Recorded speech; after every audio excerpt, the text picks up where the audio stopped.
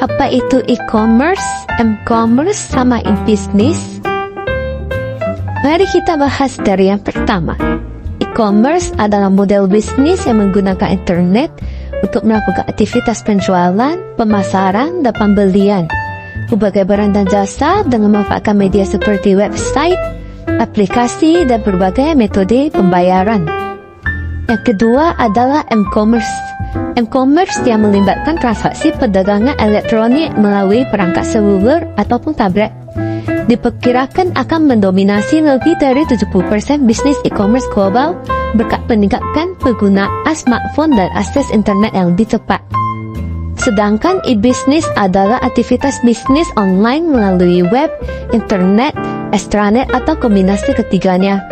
Mencakup pembelian, penjualan, pelayanan pelanggan, pemrosesan, pembayaran, pengelolaan produksi, rantai pasokan, kolaborasi dengan mitra bisnis, berbagai informasi, layanan karyawan otomatis, dan yang terakhir yaitu rekrutmen karyawan baru.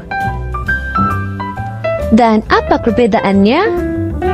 E-commerce berfokus pada transaksi online melalui situs web untuk pembelian, penjualan barang dan jasa dengan menggunakan komputer desktop. Seringkali melibatkan pembayaran kartu kredit dan pelasak pengguna melalui alamat IP.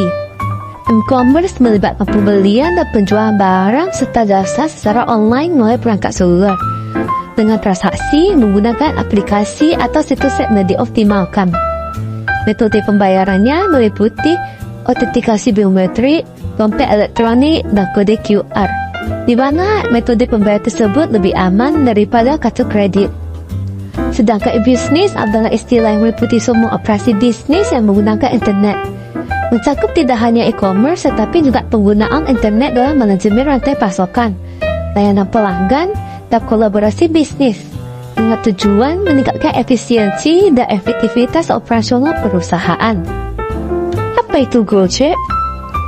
Gojek didirikan oleh Nadiem Makarim pada tahun 2010 sebagai call center untuk menghubungkan pengemudi ojek dengan konsumen. Ide ini berasal dari pengamatan bahwa potensi ekonomi informal dari pengemudi ojek dapat membantu mengatasi masalah kemacetan di kota-kota Indonesia. Sejak itu, Gojek telah berkembang pesat menawarkan berbagai layanan seperti mobilitas, pesan antar makanan, dan logistik. Platform ini kini memiliki lebih dari 2,6 juta mitra driver di Indonesia, Vietnam, dan juga Singapura, serta membantu mitra usaha mengembangkan bisnis mereka melalui teknologi.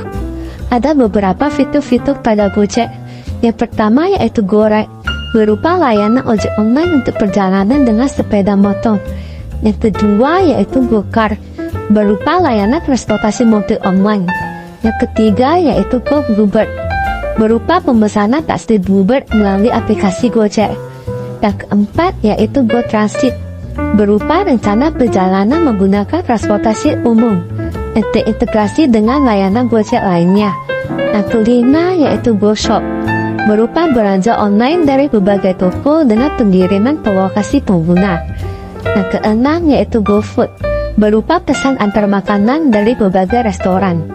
Yang ketujuh yaitu GoMart, berupa belanja kebutuhan sehari-hari di supermarket dan toko kelontong. Yang kedelapan yaitu GoBox, berupa pengiriman barang besar menggunakan mobil box. Yang kesembilan yaitu GoSend, berupa pengiriman cepat barang ataupun dokumen dengan sepeda motor maupun mobil. Yang 10 yaitu GoGreener, berupa inisiatif ramah lingkungan termasuk program pengurangan jejak karbon dan kendaraan listrik. Dan di halaman selanjutnya terdapat gambar berupa proses bisnis GoRide dan flowchart. Maksud dari flowchart tersebut adalah apa? Intinya itu adalah awalnya pengguna membuka aplikasi Gojek. Setelah pengguna membuka aplikasi Gojek, pengguna memilih fitur GoRide.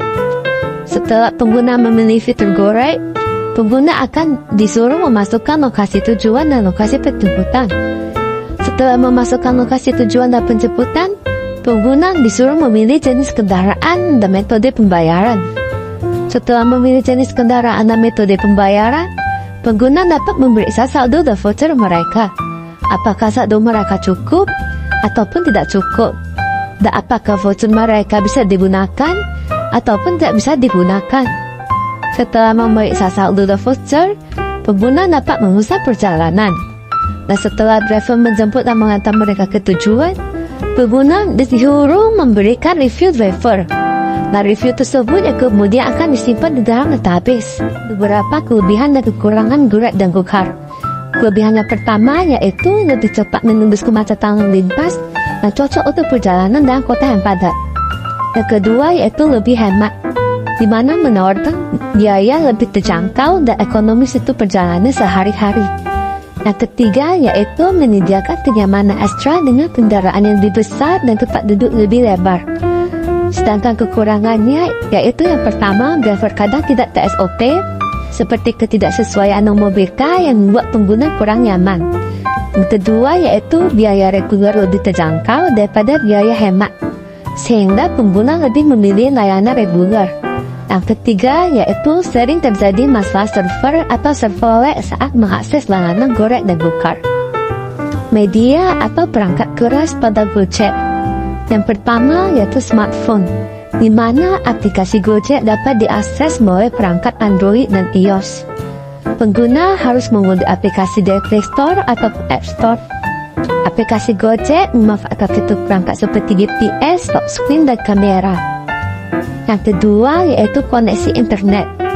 Aplikasi Gojek memerlukan koneksi internet yang stabil untuk berfungsi dengan baik. Koneksi yang baik dapat memastikan pemesanan layanan cepat dan efisien, serta digunakan untuk pemetaan, pelacakan, pembayaran, dan pembaruan aplikasi. Yang ketiga yaitu email. Setelah memesan layanan seperti Grab atau GoCar, pengguna menerima email konfirmasi yang berisi rincian perjalanan, termasuk informasi penjemputan, tujuan, pengemudi, dan perkiraan waktu kedatangan. Yang keempat yaitu nomor telepon, di mana pendaftaran pengguna baru memerlukan nomor telepon untuk verifikasi identitas dan keamanan akun. Pengguna akan menerima kode verifikasi melalui SMS yang harus dimasukkan ke dalam aplikasi untuk menyelesaikan pendaftaran. Proses otomatisasi pada GoCar dan Grab. Apa maksudnya itu? Intinya adalah ketika pengguna memesan layanan seperti Grab atau GoCar, server Gojek akan menjadi driver terdekat dengan mengirimkan dan menerima notifikasi posisi dan status driver.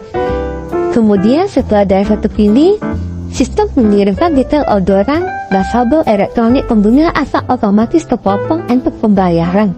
Rekomendasi perbaikan untuk aplikasi Gojek.